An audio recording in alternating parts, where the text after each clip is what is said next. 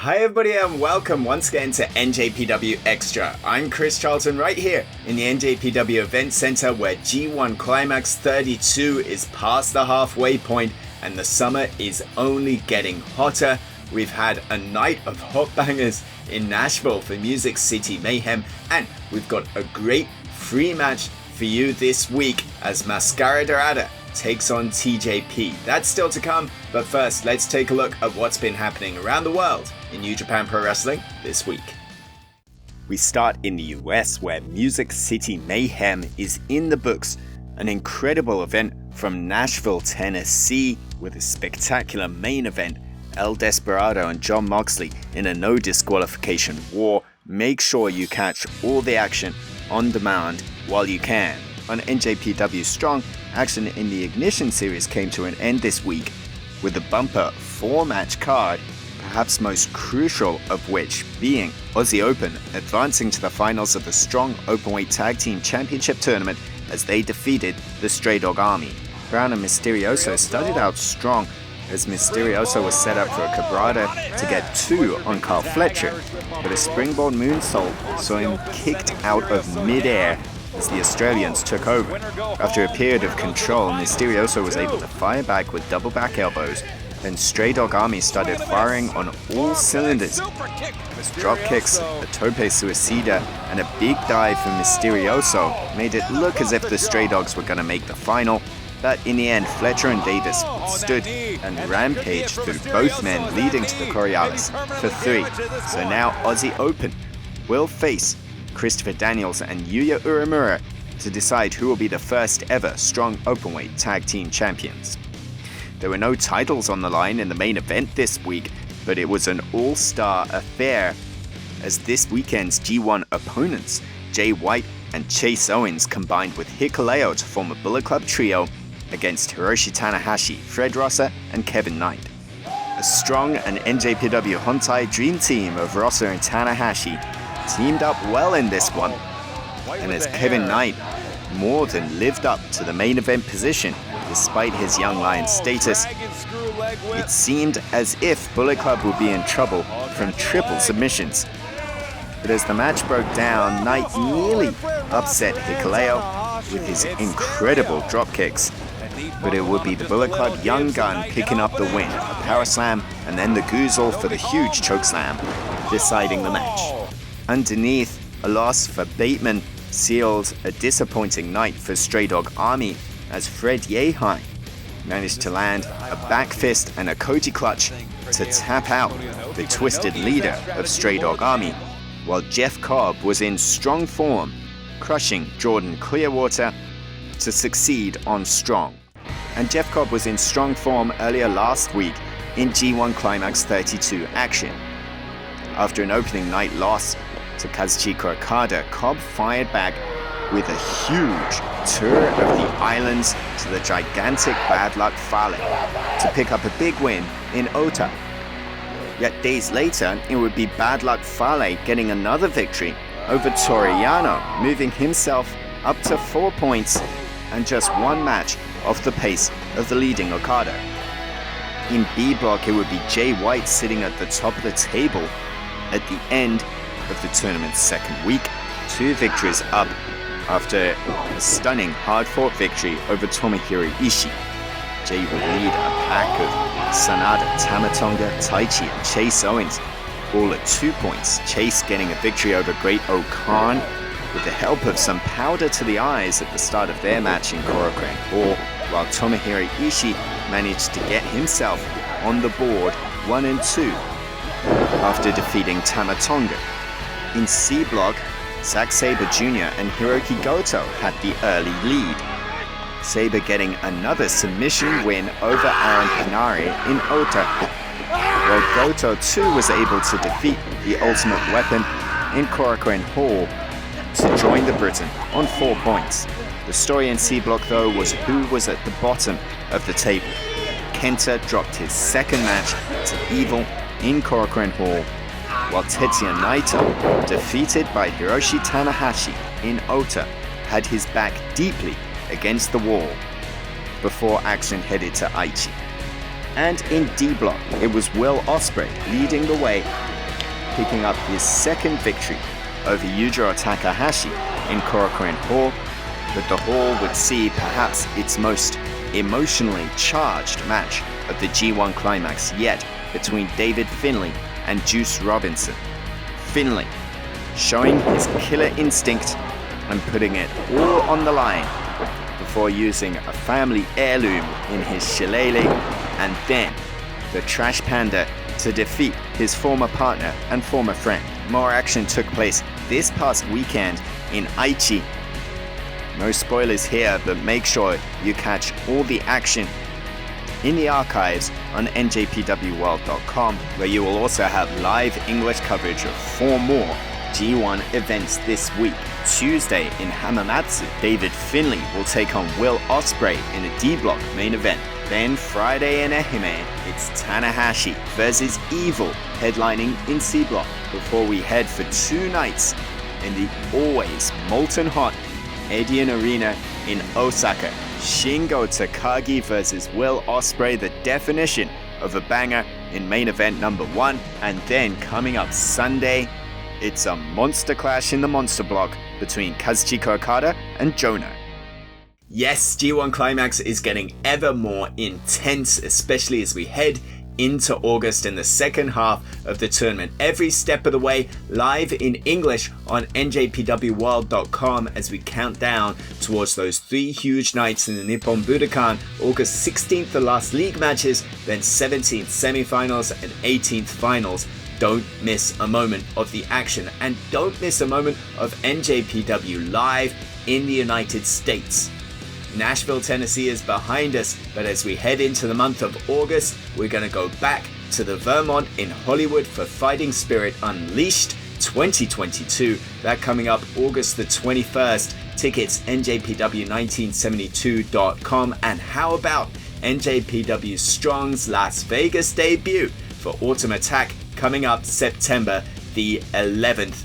Don't miss a moment of NJPW live. It's an unbelievable experience, just like fans in Florida found out earlier this year when Mascara Dorada made his return to an NJPW ring after years away. The CMLL Phenom taking on TJP in one-on-one competition.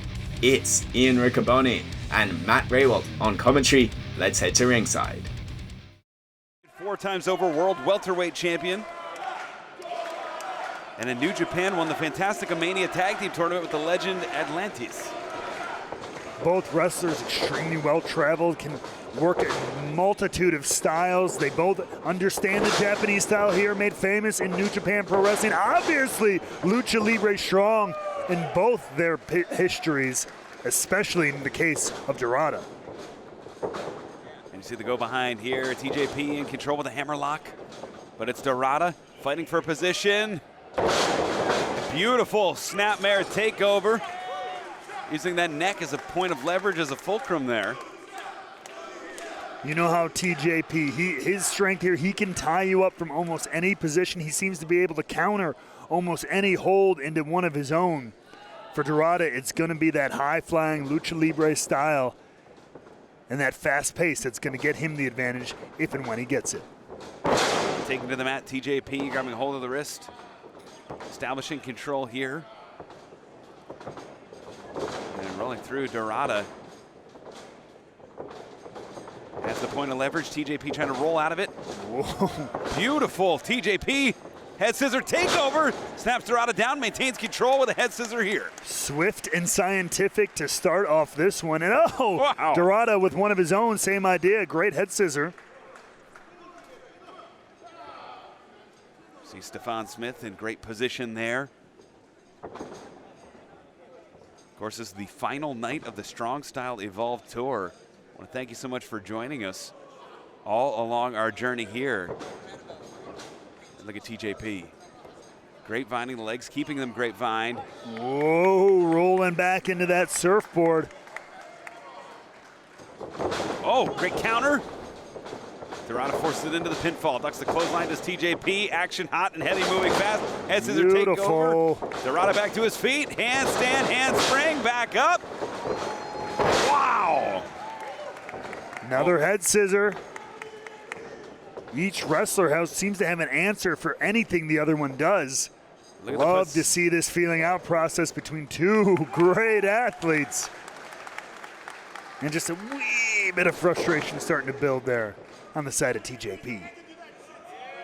Public enemy TJP of the United Empire.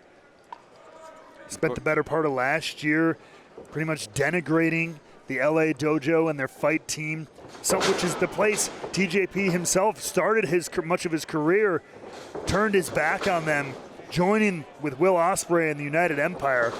Since then, we've seen a totally different side of TJP.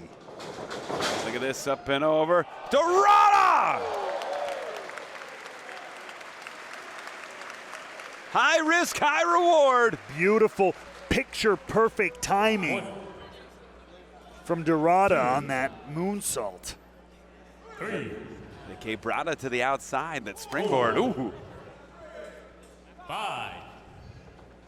As TJP now rolled into the ring. Blocks the right, connects with the kick. The king of the ropes. Ropes coming into play again. Ducks the right. Oh! Caught him. TJP saw that one coming. You talk about good timing. Catching the luchador right in the back of the neck with that drop kick. Likes to go for that Mamba splash. Can he keep Dorada down long enough to even attempt it, Matt? We're going to find out. He's going to take his time wearing him down. We've also seen TJP utilize things like that knee bar, which would probably be a pretty wise choice with a luchador who can flip-flop and fly at any given moment. Ooh. Great senton there. Outside in cover 2. Like you mentioned earlier, TJP, it's been 12 months of wondering why for TJP. Turning his back, one of the original class of the LA Dojo, and now with the United Empire at a big weekend at Windy City Riot. Of course, that was one of the biggest weekends that I can remember. If you haven't seen it yet, please check out the replay on Fight from 2 weeks ago. Incredible event. Tore Chicago down. Yeah. Can't wait for the future events from New Japan Pro Wrestling here in the States. Nice Irish whip off the ropes. Oh. Whoa! And adjust the spider into the roll through here. Now stepping through, legs grapevine. Looking for the Scorpion Deathlock here. Looks like he's got it. Center of the ring.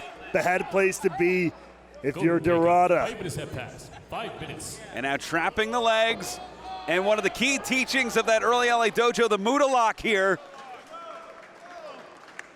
And he's got those hands right under the jaw, into the throat, now trapping the arm. TJP the ability to switch from one hold to the other with such fluidity. Oh, this is the hammerlock surfboard. No!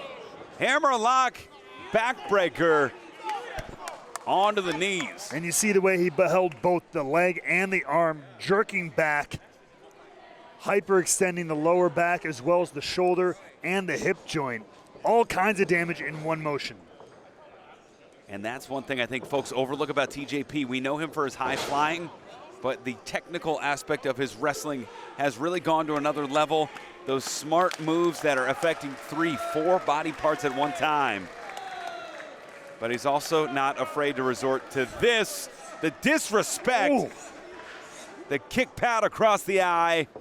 And now TJP with a face wash. You know, hey, you got a mask, it protects you, right? Let me give you a little boot for your trouble. I don't know how much that protected him there. But Dorada back to his feet. Whoa, Dorada. Oh! Wow! Inside out. Hurricane Rana catches TJP. The ability to go from in the ring, leap over the ropes, and catch that Hurricane Rana is an incredible athletic feat from Dorada. And that may have taken a lot out of him. Also, you see reeling, you see the hitch in the back as he gets to his feet. not to mention all the damage TJP has inflicted upon him prior to that. But it is TJP prone in the middle of the ring right now. And Dorada. Wow, the height from the top. 1, 2, 3. Oh. And a great cover, trapping the wrist. Took a little stroll on the ropes before dropping that huge elbow, but not quite enough to put down United Empire's TJP. And now in the fireman's carry position, TJP knows he's in trouble, fighting out. Sends Dorada into the corner, big boot.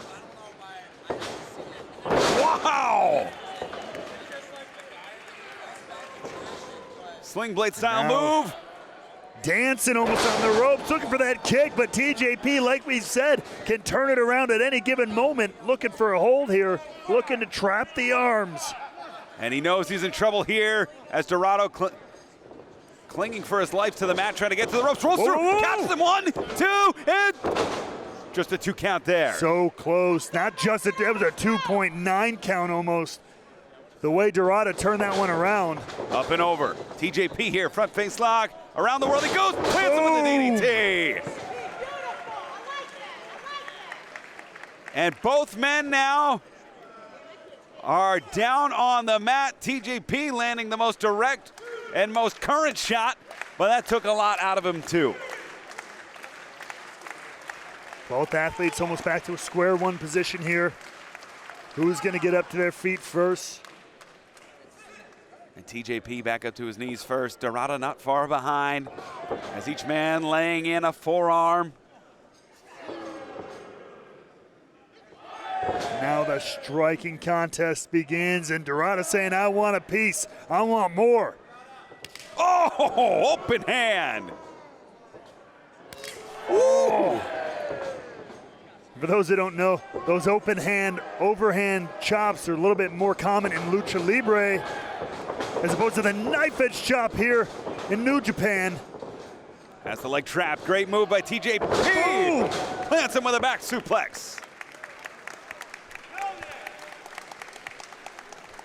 And again, TJP gets credit for the high flying. Underrated is his ability to transition into powerful offensive combinations. Like a needle and thread, can just weave himself through his opponent in any way, in any manner. But now could be looking for that Mamba splash here. Looking for pay dirt. He calls Kobe. Nobody home. He certainly was. Well, Dorada knows TJP so well, saw that one coming. And Dorada has TJP. TJP with the counter. 10 minutes have passed. 10 minutes. Oh! 1, 2. Wow! Another close count. That crucifix driver with the extra momentum. I thought that was it. So did TJP. So did probably a lot of the people in the building here. And Dorado trying to reorient himself after that, maybe kicked out on instinct. And now TJP got to think about, what do I got to do to put this guy away? Could be getting an answer here. Oh! Great counter into the DDT. Dorada had another idea. Spinning him around. Wow! Plants him. 2. He got him!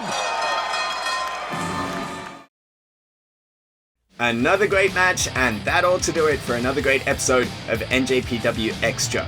We'll be back next week for all the latest around the world in New Japan Pro Wrestling. Until then, gokigenyo, sayonara.